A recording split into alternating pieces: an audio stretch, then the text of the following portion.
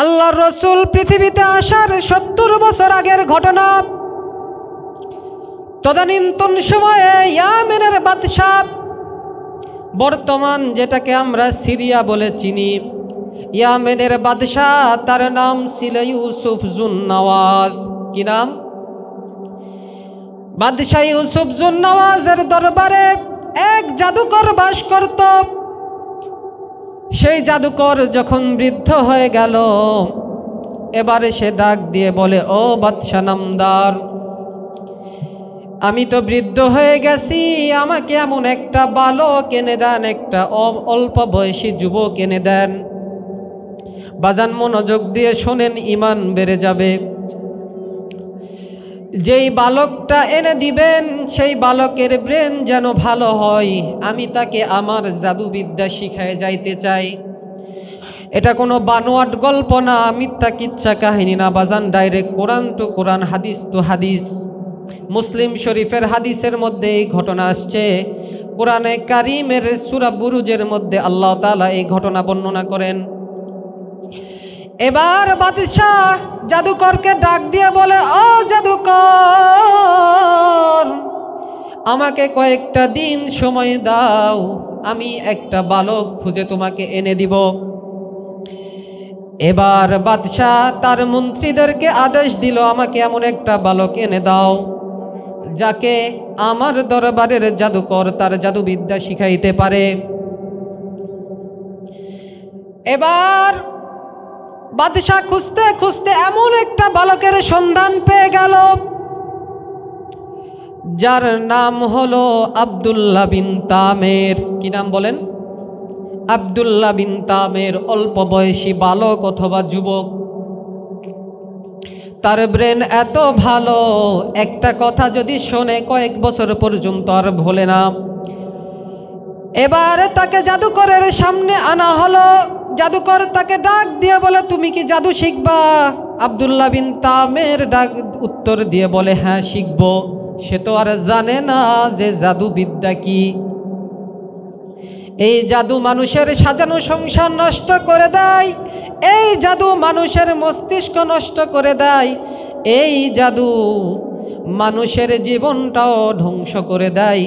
এজন্য বাজান সকাল সন্ধ্যা সূরা ফালাক আর নাসের আমল করবেন, আল্লাহ তাআলা এই জাদুর হাত থেকে রক্ষা করবে।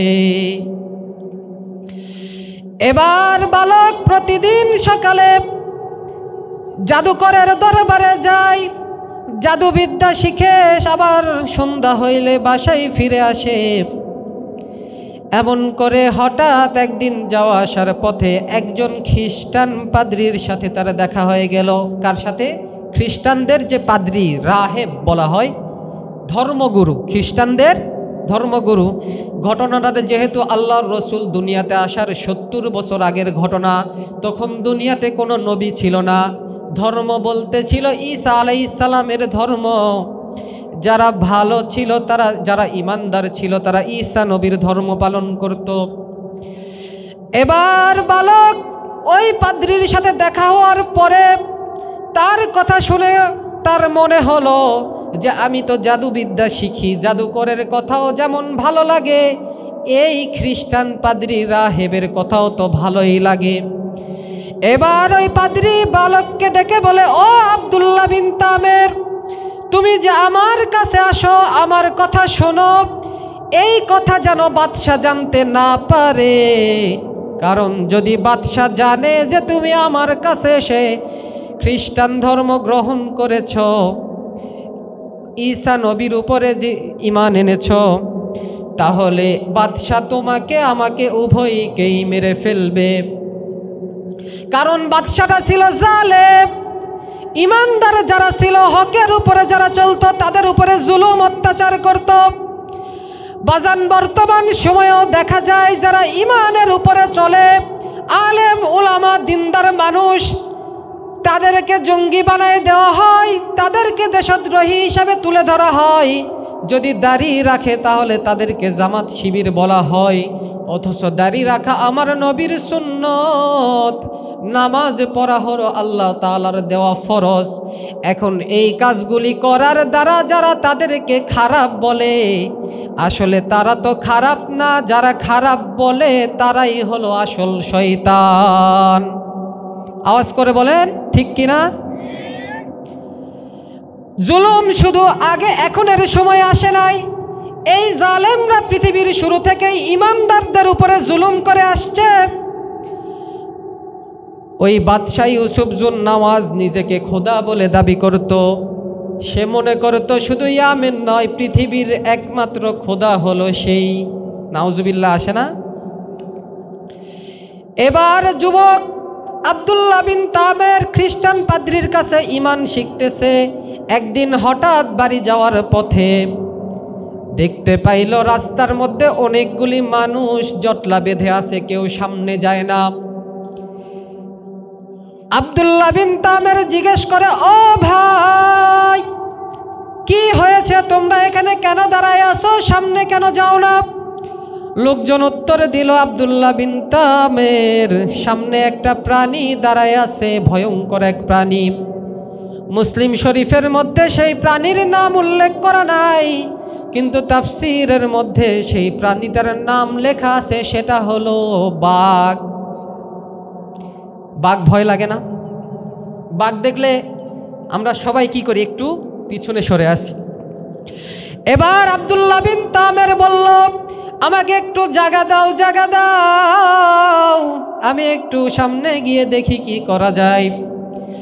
এবার আব্দুল্লাহ বিন তামের সামনে গিয়ে দেখে পাশেই একটা পাথর পড়ে আছে। আব্দুল্লাহ বিন তামের পাথরটা হাতে নিয়ে বলে, আল্লাহ, পাদ্রীর কথা যদি সত্যি হয়, তোমার ধর্ম যদি সত্যি হয়, ইসলাম যদি সত্যি হয়, তাহলে পাথরের কোনো শক্তি নাই, কিন্তু তোমার ঈমানের কারণে, তোমার প্রতি ঈমান আনার কারণে যেই শক্তি তুমি আমাকে দিছো, এই পাথরের আঘাতে যেন বাঘটা মারা যায়। এবার আব্দুল্লাহ বিন তামের আল্লাহর উপরে ভরসা করে যখন পাথরটা বাঘের উপরে মারছে, সাথে সাথে জায়গার মধ্যে বাঘটা মারা গেছে। উপস্থিত লোকজন অবাক হয়ে গেল, এত অল্প বয়সী বালকের ভিতরে এত শক্তি কিভাবে আসলো? অন্ধ চোখে দেখে না, সে যদি আব্দুল্লাহ বিন তামেরের কাছে যায়, বালক হাত বুলায় দিলে অন্ধ মানুষের চক্ষুটা ভালো হয়ে যায়। কুষ্ঠরোগী শরীরটা অসুন্দর হয়ে গেছে, আব্দুল্লাহ বিন তামেরের কাছে যদি যায়, আব্দুল্লাহ বিন তামের দোয়া করে দিলে সেই কুষ্ঠরোগীটাও ভালো হয়ে যায়। এবার যারাই তার কাছে যায়, তারাই আব্দুল্লাহ বিন তামেরের মুরিদ হয়ে যায়। এবার আস্তে আস্তে খবরটা যখন ছড়ায় গেল, ওই বাদশাহ ইউসুফ জুন নওয়াজের একজন মন্ত্রী, অন্ধ মানুষ, চোখে দেখে না, কিন্তু তার পাওয়ার আছে। সে আব্দুল্লাহ বিন তামেরের কাছে কুয়াশায় ঘেরা রাত, প্রচণ্ড কুয়াশার ভিতরে চলে গেল। যাওয়ার পরে বলে, ও যুবক, শুনলাম তুমি নাকি হাত দিলে চক্ষু ভালো হয়ে যায়, তুমি গায়ে হাত দিলে কুষ্ঠরোগী ভালো হয়ে যায়। আমি তো চোখে দেখি না, অন্ধ হয়ে গেছি, আমার চোখটা একটু ভালো করে দাও। আব্দুল্লাহ বিন তামের বলে, আমার রবের উপরে যদি ঈমান আনো, তাহলেই কেবল আমি তোমার চোখ ভালো করে দিতে পারি। এটা আমার কোনো ক্রেডিট না, এটা আমার কোনো ক্ষমতা না, এটা একজন করেন, তিনি হলেন কে? এবার মন্ত্রী বলে, ঈমান আনা লাগবে? বলে, হ্যাঁ, ঈমান না আনলে আমি কি দোয়া করব? ঈমান না আনলে আমি কি দোয়া করব? এবার মন্ত্রী আব্দুল্লাহ বিন তামেরের হাতে হাত রেখে ইসলাম গ্রহণ করে ফেলল। কোন ধর্ম ছিল? ঈসা আলাইহিস সালামের উপরে ঈমান আনল। ঈসা আলাইহিস সালামকে নবী বলে স্বীকার করে নিল। এরপরে পরের দিন সকালে সে পার্লামেন্টে চলে গেল, সংসদে চলে গেল। বাদশাহ ইউসুফ জুন নওয়াজ তাকে দেখার পরে বলে, ও মন্ত্রী, তুমি তো অন্ধ ছিলা, কিভাবে চক্ষু ফিরে পাইলা? এটা নিশ্চয় আমার ক্রেডিট। আমি যেহেতু তোমাদের সবার খোদা, আমার সাথে থাকার কারণেই নিশ্চয় তোমার চোখটা ভালো হয়ে গেছে। এবার মন্ত্রী উত্তর দিল, ও বাদশাহ নামদার,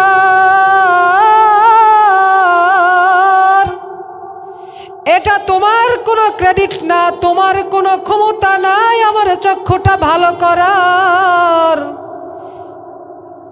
এটা আমার রব ভালো করে দিয়েছে। সেই রবের নামটা কি? জোরে জোরে আওয়াজ দিয়া বলেন। अल्लाह अल्लाह तू मेरा गफ्फार है, अल्लाह अल्लाह तू मेरा सत्तार है। এবার বাদশাহ ইউসুফ জুন নওয়াজের মাথা গরম হয়ে গেছে, বলে পুরাই আমিন, এমনকি পুরা পৃথিবীর একমাত্র বাদশাহ হলাম আমি। আবার তুমি কোথা থেকে কোন রবকে নিয়ে আসলাম? এবার মন্ত্রী বলে, আমার রব আল্লাহ, আমার রব আমাদের সবার রব একমাত্র আল্লাহ।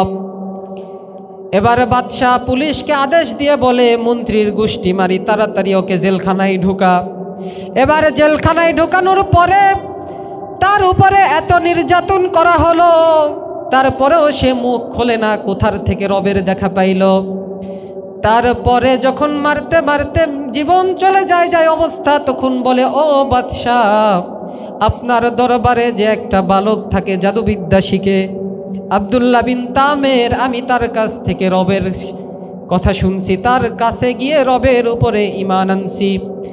এবার বাদশাহ পুলিশ পাঠায় দিয়ে আব্দুল্লাহ বিন তামেরকে রাজ দরবারে ডেকে আনলো। আনার পরে বাদশাহ বলে, ও আব্দুল্লাহ বিন তামের, তুমি তো দেখি খুবই ভালো কাজ করো। কি বল? বাদশাহ তো জানে যে সে জাদুবিদ্যা শিখতেছে, জাদুবিদ্যা যেহেতু খারাপ জিনিস, তাহলে ওই বালক তো বাদশাকে রব হিসাবে মানবেই, এটা সে আশা করেই আছে। বলতেছে, তুমি তো ভালোই, মানুষের চোখে হাত দিলে অন্ধ মানুষকে ভালো করে দাও, কুষ্ঠরোগীকে ভালো করে দাও, তুমি তো ভালোই দেখি কাজ করো।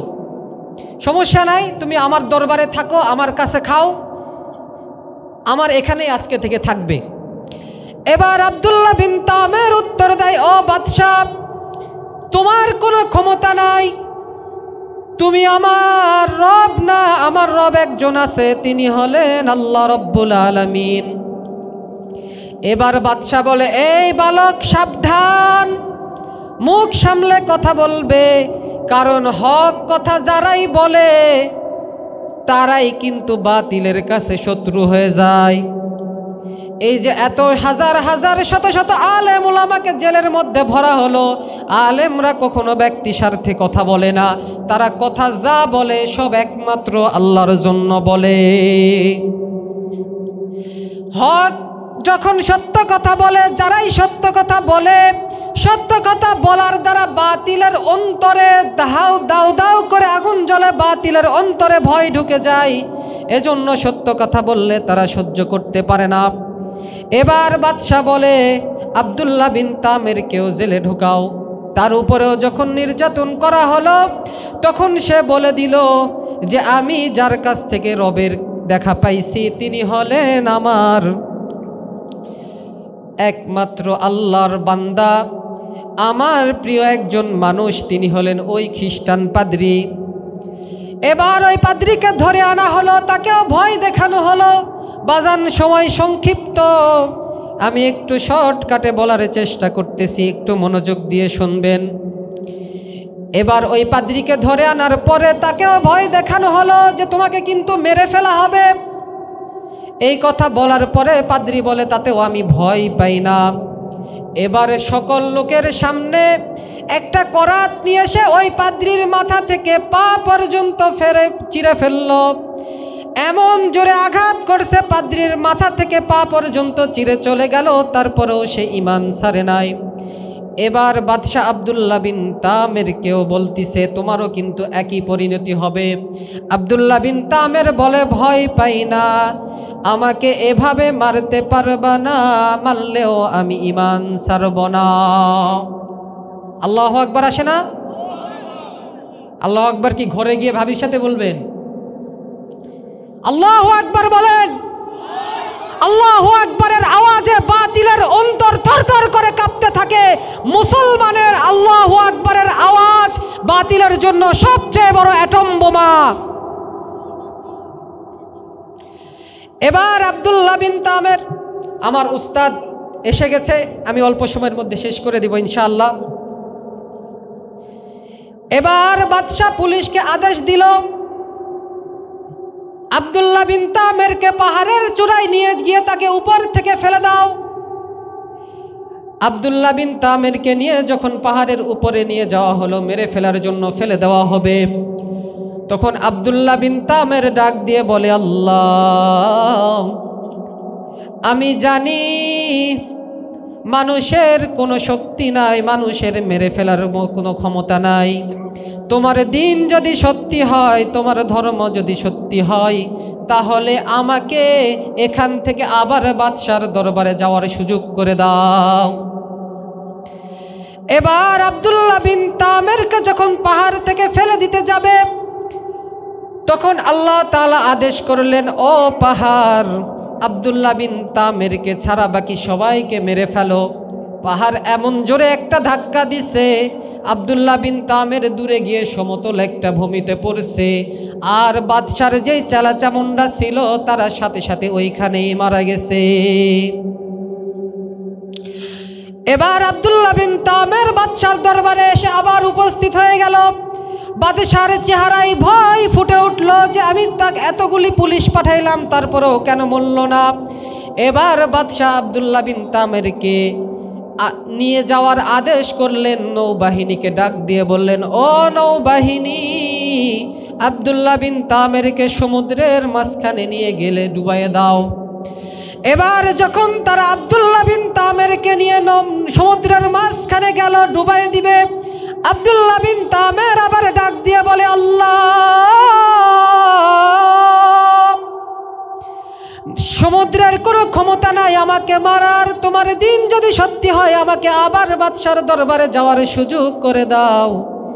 এবার আল্লাহ তাআলা সমুদ্রকে আদেশ করলেন, আল্লাহ তাআলা ওই নৌবাহিনীর সদস্যদেরকে ডুবায়ে মারছে, আর ঢেউর এক ধাক্কায় আব্দুল্লাহ বিন তামেরকে সমুদ্রের কিনারায় নিয়ে গেছে। এবার আব্দুল্লাহ বিন তামের আবার হেঁটে হেঁটে বাদশার দরবারে চলে গেল। যাওয়ার পরে বলে, ও বাদশাহ, এভাবে মারতে পারবা না, আমি যেভাবে বলি সেভাবে যদি চাও তাহলেই আমাকে মারতে পারবা। এবার আব্দুল্লাহ বিন তামের বলে, দুনিয়ার সমস্ত মানুষকে এক করো। আরেক বর্ণনায় আসছে, ইয়ামেনের সমস্ত মানুষকে এক জায়গায় একত্রিত করো।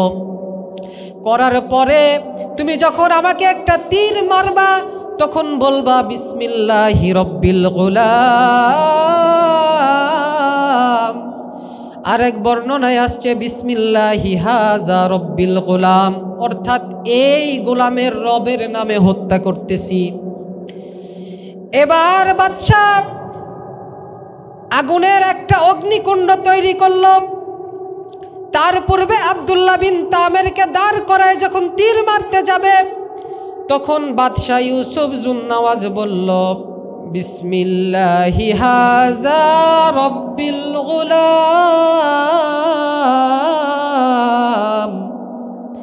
এবারে তীর মারার সাথে সাথে আব্দুল্লাহ বিন তামের সেখানেই শহীদ হয়ে গেল। উপস্থিত 12,000 মানুষ সেখানে ছিল।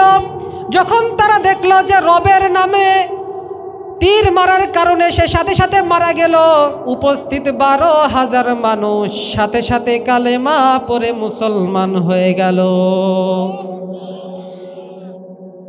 এবার ইউসুফ জুন্নাওয়াজের মাথা আরো গরম হয়ে গেছে, চাইলাম একজনকে মারতে, আরো 12,000 মুসলমান তৈরি হয়ে গেল। এবার বাদশাহ আদেশ করল,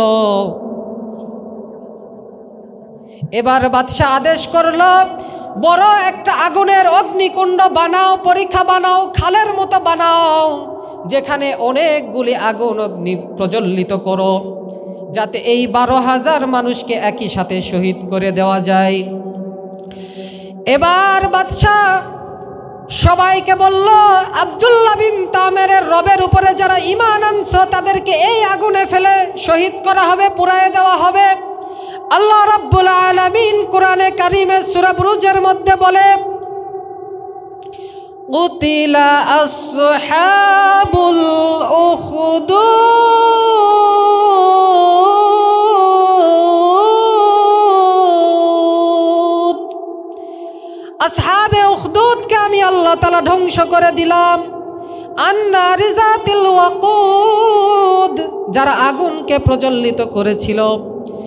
এবার বাদশাহ যখন ওই 12,000 মানুষকে বলল, তোমরা আমাকে রব বলে স্বীকার করো, তাহলে আমি তোমাদেরকে মুক্তি করে দিব, তখন 12,000 মানুষ একসাথে বলল, না না না, আমরা কখনোই তোমাকে রব বলে স্বীকার করব না। কারণ পানিতে পড়ে মানুষ মরে, বাসের নিচে গাছের নিচে পড়ে মানুষ মরে, জীবন তো একটাই, এই জীবন আমরা আল্লাহর নামেই উৎসর্গ করব, তোমার মতো জালেমকে আমরা রব বলে স্বীকার করতে পারি না। কারণ এই রব একজন আছে, দুনিয়ার এক একজন মানুষের চেহারা এক এক রকম, কণ্ঠ এক এক রকম, কারো ব্রেন ভালো, কারো ব্রেন খারাপ, এই সব দেনেওয়ালা জিনিস তুমি দিতে পারো না রে বাদশাহ। এই সব দেনেওয়ালা মালিক একজন, তিনি হলেন কে?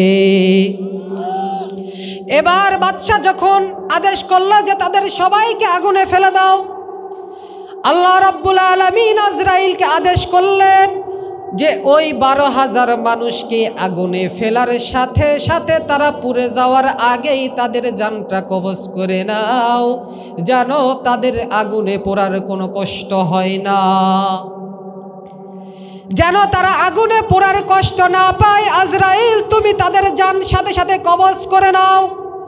এবার যখন সেই 12,000 মানুষকে আগুনে ফেলা হলো, আজরাইল সাথে সাথে তাদের জান কবজ করে নিল, একজনও মৃত্যুর কষ্ট অনুভব করল না।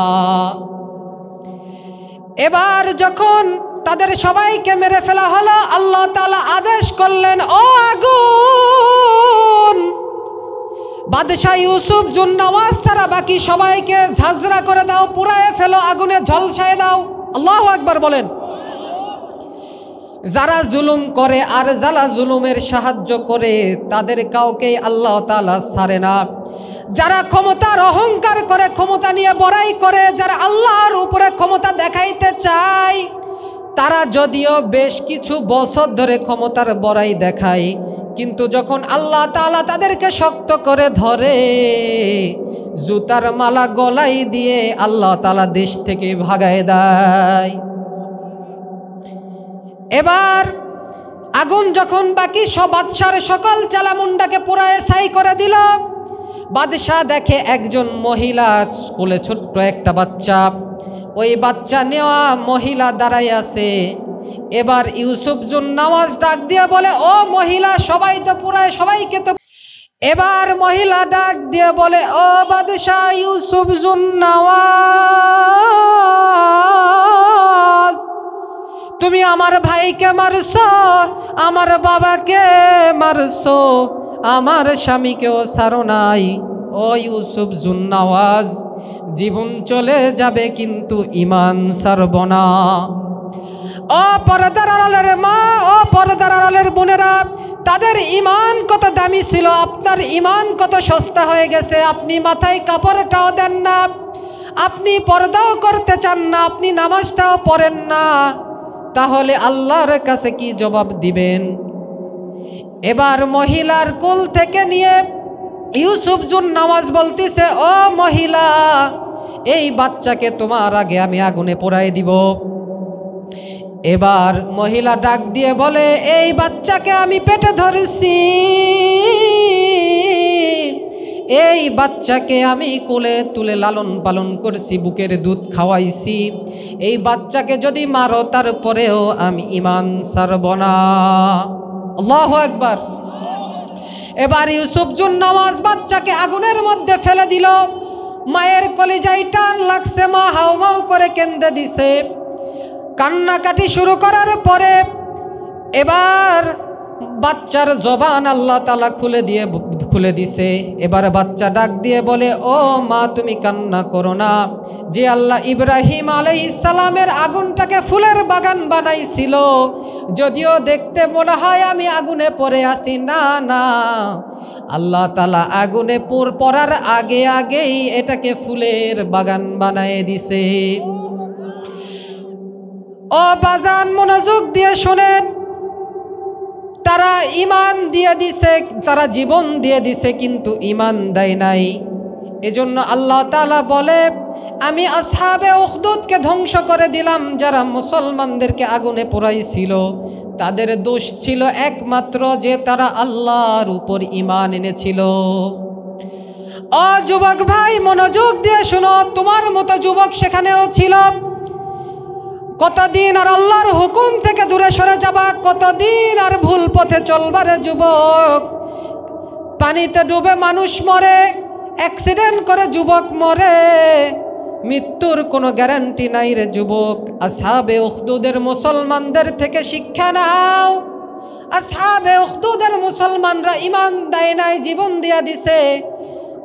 দুনিয়ার বুকে চলতে গেলে আল্লাহ তাআলা পরীক্ষা করবে, সেই পরীক্ষায় যদি আমরা পাশ করি তাহলে পরকালে আমাদের জন্য উপহার হিসাবে থাকবে জান্নাত। ও পর্দার আড়ালের মা, ও পর্দার আড়ালের বোন, ও আমার যুবক ভাইয়েরা, এজন্য ঈমানের পরীক্ষা দুনিয়াতে দিতেই হবে। কষ্ট আসবে, দুঃখ আসবে, তারপরেও ঈমান ছাড়া যাবে না। জীবনের শেষ মাহফিল মনে করে তওবা করে নেন। জীবন চলে যাবে, ঈমান ছাড়ব না। জীবন চলে যাবে, নামাজ ছাড়ব না। জীবন চলে যাবে, কোরআন ছাড়ব না। জীবন চলে যাবে, বাতিলের সাথে কোনো আপোষ করব না। জীবন চলে যাবে, হারাম কামাই করব না। আল্লাহর পথে থাকব, আল্লাহর হুকুম মানব। দুনিয়াতে যদিও আমাকে কষ্ট করতে হয়, এই কষ্টের বিনিময়ে যেন জান্নাত আমাদের সবার ভাগ্যে নসিব হয়। মনটা যদি পরিষ্কার থাকে, তওবার নিয়তে দুইটা হাত আমার আল্লাহকে দেখায় দেন। আয় আল্লাহ, হাতগুলাকে কবুল করে নাও। আয় আল্লাহ, সবাইকে দ্বীনের জন্য ঈমানদার হিসাবে গ্রহণ করে নাও। ইয়া আল্লাহ, এই হাতগুলি যারা তুলছে, এই দুইটা হাত তোমার হজরে আসওয়াদ, তোমার কাবা শরীফে সোয়ানোর ব্যবস্থা করিয়া দাও। ইয়া আল্লাহ, এই মানুষগুলির ওসিলায় এই মাহফিলে যারা উপস্থিত হয়েছে সবাইকে তুমি জান্নাতি মানুষ হিসাবে কবুল করিয়া নাও। सूरज ने दिया अपने शुआओं को ये पैगाम, सूरज ने दिया अपने शुआओं को ये पैगाम। दुनिया है अजब चीज़, कभी सुबह कभी शाम। दुनिया है अजब चीज़, कभी सुबह कभी शाम। दुनिया में हो दुनिया का तलबगार नहीं हो, दुनिया में हो दुनिया का तलबगार नहीं हो। बाजार से गुजर हो खरीदार नहीं हो, बाजार से गुजर हो खरीदार नहीं हो। मकबूल है शाज़ है काबिल तो बहुत है, मकबूल है शाज़ है काबिल तो बहुत है।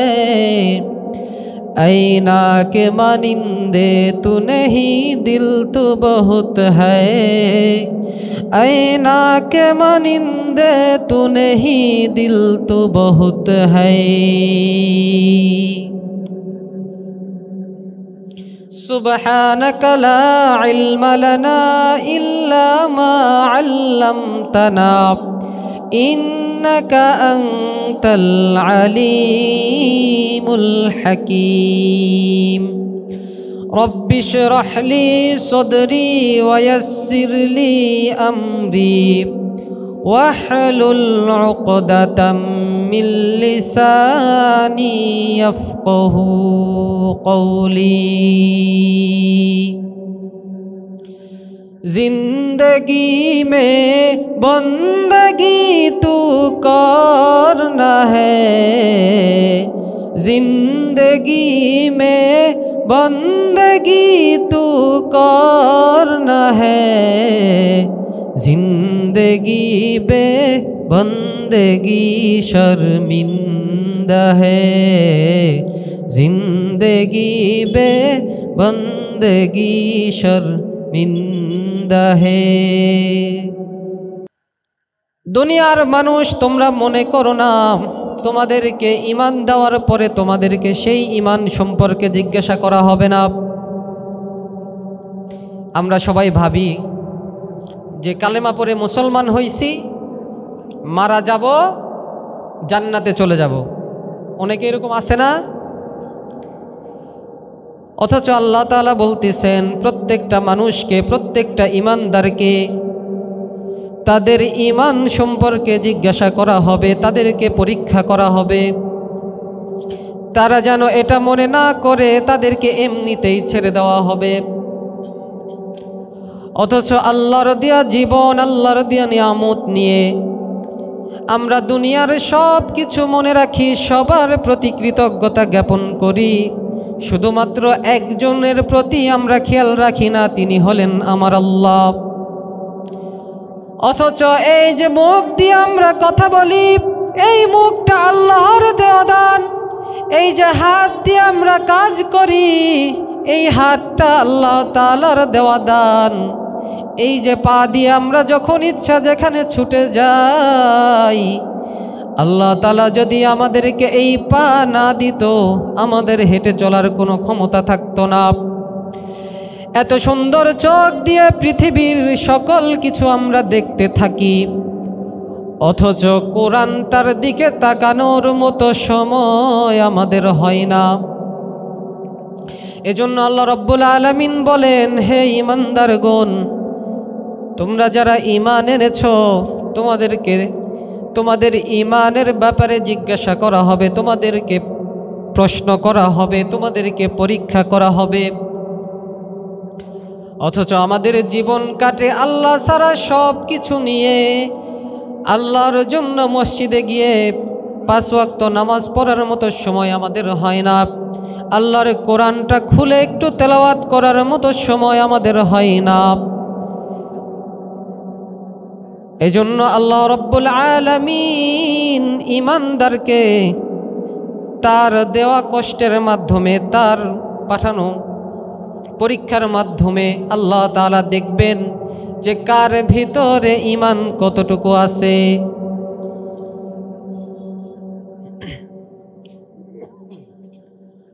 আল্লাহ রাব্বুল আলামিন মানুষকে বলে, দুনিয়ার ভিতরে যদি সফলতা অর্জন করতে চাও, যদি দুনিয়াতে শান্তি পেতে চাও, তাহলে আমি আল্লাহর দেখানো পথে চলা ছাড়া কোনো উপায় থাকবে না। অথচ আমরা কি করি? দুনিয়ার সব কিছু করি, আল্লাহর হুকুম মানার বেলায় আমাদের কোনো আগ্রহ থাকে না। আমরা কামাই করি, সেটা হালাল নাকি হারাম সেটার ব্যাপারে আমাদের কোনো মাথা ব্যথা নাই। আমার স্ত্রী যদি খুশি থাকে, আমার সন্তান যদি টাকা পেয়ে খুশি থাকে, আমার কামাই হারাম হলেও কিছু এসে যায় না। এজন্য এই বাজান ঘরে ঘরে অশান্তি, ঘরে ঘরে হানাহানি, মারামারি। স্বামী এক কথা বলে তো স্ত্রী আর এক কথা বলে, আছে না? স্বামী যদি বলে এই কাজ করো, স্ত্রী বলে আমি পারবো না। স্ত্রী যদি বলে আমার এই কথাটা শোনো, স্বামী বলে আমার শোনার মতো সময় নাই। গিয়ে দেখেন ওই ঘরের ভিতরে সব আছে, কিন্তু ইসলামটাই নাই। বাজান ঠিক নাকি ভুল? তাহলে একটু আওয়াজ দিয়ে বলেন ঠিক। এক আল্লাহর বান্দা, ঘটনাটা একটু শোনাই বুঝতে পারবেন। সারা জীবন সে হারাম কামাই করে গেছে, স্ত্রীর মুখে হাসি ফোটানোর জন্য যখন যেখান থেকে সুদ ঘুষ যা ইনকাম করা দরকার সেভাবে ইনকাম করে গেছে। কখনো এটা মনে করে নাই যে আমার কামাই যদি হারাম হয় তাহলে এই হারাম কামাইয়ের মধ্যে কোনো শান্তি থাকবে না। এবার দিন যত যায় তার ঘরের মধ্যে অশান্তি বাড়তে থাকে। এবার সে চিন্তা করলো এত শান্তি নিয়ে থাকা যাবে না, আমি কি করব, দুনিয়ার থেকে বিদায় নিয়ে চলে যাব, আমি মারা যাব, যাকে বলে আত্মহত্যা। এবারে ওই লোকটা তার বাড়ির পাশের ফার্মেসিতে গিয়ে ডাক্তারকে বলে, ও ডাক্তার, আমাকে এমন একটা ওষুধ দাও যেই ওষুধ খাওয়াইলে ইঁদুর মারা যাবে। কি বলছে? আমাকে একটা ওষুধ দাও যেই ওষুধ খাওয়াইলে ইঁদুর মারা যাবে। মানে মরার জন্য তো সরাসরি বলতে পারবে না যে আমি ওষুধটা খেয়ে মারা যাব। এরকম আছে না, ইঁদুর মারার ওষুধ খেয়ে মারা যায়। এবার ডাক্তার তাকে একটা ওষুধ দিয়ে বলল, এই ওষুধটা খাওয়াইলে ইঁদুর মারা যাবে। লোকটা ওষুধ নিয়ে যখন বাড়িতে গেল, যাওয়ার পর পুরা ওষুধটা খেয়ে ফেলছে। খাওয়ার আগে দিয়ে কি করছে, পেট ভরে আবার ভাত খাইছে। কি করছে? পেট ভরে আবার ভাত খাইছে, যে মারাই তো যাব, বেশি করে খেয়েই যাই। এবারে লোকটা যখন ওষুধ খেয়ে বিছানায় শুয়ে আছে, 1 ঘন্টা যায়, 2 ঘন্টা যায়, সে তো মারা যায় না, মাথাও ঘোরে না, টেনশানে পড়ে গেছে যে মরার জন্য ওষুধ খাইলাম, মরণ কেন আসে না, আজরাইল কি রাস্তায় জামে বলল নাকি। এবার কয়েক ঘন্টা অপেক্ষার পরে সে আবার ফার্মেসিতে গিয়ে ডাক্তারকে বলে, ও ডাক্তার, কি ওষুধ দিলা? ওষুধ খাওয়ার পরে তো মারা যায় নাই। ডাক্তার বলে, ওষুধ তো নিলেন ইঁদুরের জন্য, আপনি কেন খাইলেন? বলে, দুনিয়াতে থাকতে আর ভাল লাগে না, ঘরের ভিতরে শান্তি নাই। এবারে ডাক্তার চেক করে দেখে ওষুধের মেয়াদ আরো 6 মাস আগেই শেষ হয়ে গেছে। মানে কি, ওষুধের মধ্যেও ভেজাল। এবার সে মুদি দোকানদারের কাছে গেল, যাওয়ার পরে বলে, ও দোকানদার, আমাকে একটা দড়ি দাও, যেই দড়ি গরুর গলাতে পেঁচাইলে গরুটা আর ছুটতে পারবে না, দৌড়াইতে পারবে না। এবার দোকানদার একটা দড়ি দিছে। দড়িটা কিন্তু নিছে গলায় দেওয়ার জন্য। কিসের জন্য? গলায় দেওয়ার জন্য। দোকানদারকে তো আর সরাসরি বলা যায় না। এবার রশিটা নিয়ে যাওয়ার পরে যখন ফ্যানের সাথে ঝুলায় গলায় লাগাইছে, ফ্যানের থেকে দড়ি সহ সে মাটিতে পড়ে গেছে। এবার তার মাথা আরো গরম হয়ে গেল, বিষ খাইলাম মারা গেলাম না, গলায় রশি পেঁচাইলাম তারপরেও মারা গেলাম না। এবারে সে দোকানদারকে গিয়ে বলে, কি দড়ি দিলা? গলায় পেঁচাইলাম, মারা তো গেলাম না। দোকানদার দেখে ওই দড়িটা কয়েকদিন ধরে পানিতে ভিজে থাকার কারণে দড়িটা নষ্ট হয়ে গেছে। এবারে সে চিন্তা করলো, ওষুধেও কাজ হবে না, দড়িতেও কাজ হবে না। এবার আমি নওগাঁ ঢাকা রোডে, মেন রোডে গিয়ে রাস্তার মাঝে শুয়ে থাকবো, হানিফ অথবা শ্যামলী বাস এসে আমাকে পিষে দিয়ে যাবে। এবার সে রাস্তায় গিয়ে মাঝরাত্রে শুয়ে আসে। ঘন্টার পর ঘন্টা কেটে যায়, কিন্তু কোনো বাস আর আসে না। এবার সকাল যখন হলো, তখন ট্রাফিক পুলিশ এসে তার পিঠে একটা লাঠি দিয়ে বাড়ি দিয়ে বলে, ও নাদান কোথাকার, তুমি কেন রাস্তার মাঝখানে শুয়ে আসো? তখন সে বলে, দুনিয়াতে আর থাকার ইচ্ছা নাই, বিষ খাইছি, বিষে কাজ হয় নাই, গলায় দড়ি দিছি, দড়িতে কাজ হয় নাই, এজন্য রাস্তায় শুয়ে আছি, বাস এসে আমার উপর দিয়ে চলে যাবে, আমি মারা যাব। তখন ট্রাফিক পুলিশ ডাক দিয়ে বলে, তোমার ভাগ্য এত খারাপ, আগামী 3 দিন হরতাল দিয়ে আছে, একটা বাসও আসবে না। তাহলে দেখেন, আল্লাহ যদি না মারতে চায় তাহলে মরাও যায় না। এবার লোকটা চিন্তা করলো, সারা জীবন তো হুজুরদেরকে গালি দিছি, হুজুরদেরকে ছোট লোক বলে বকা দিছি, এবার একটু দেখি হুজুরের কাছে যাই, কোনো সমাধান পাওয়া যায় কিনা, শান্তি পাওয়া যায় কিনা।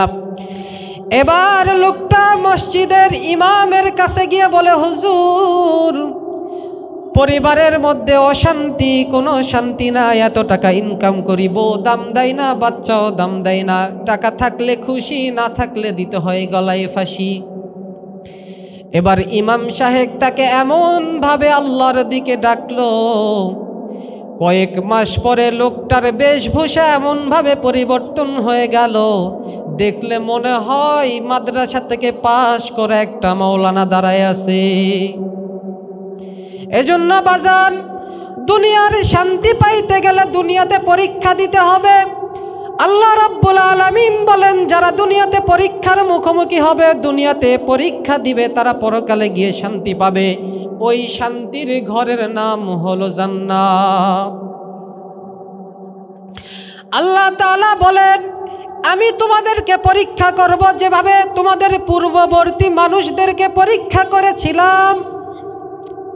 এবার একটা ঘটনা শোনাই বাজান। যারা প্যান্ডেলের বাইরে আছেন, দয়া করে প্যান্ডেলের ভিতরে এসে বসেন, কারণ আল্লাহ রসুল হাদিসের মধ্যে বলছে, আল্লাহ তাআলাও বলছে যে যখন কোনো মাহফিলের মধ্যে, যখন কোনো জায়গায়, কোনো মজলিসে দিনের আলোচনা হয়, সেই মজলিসের মধ্যে আল্লাহর রহমত বৃষ্টির মতো বর্ষণ হইতে থাকে। প্যান্ডেলের বাইরে থাকলে এই রহমত পাওয়া যাবে না। রহমত পাইতে গেলে প্যান্ডেলে আসা ছাড়া কোনো উপায় নাই।